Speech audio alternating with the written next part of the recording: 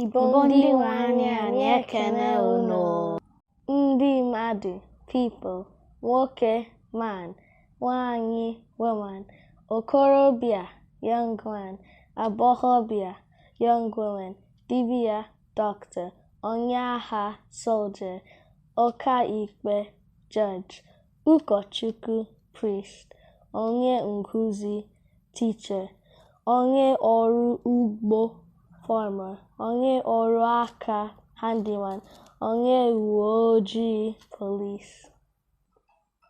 Ndị mmadụ people, nwoke man, nwanyị woman, okorobịa young man, agbọghọbịa young woman, dibịa doctor, onye agha soldier, ọkaikpe judge, ụkọchukwu priest, onye nkuzi teacher, onye ọrụ ugbo farmer, onye ọrụ aka handyman, onye uwe ojii police.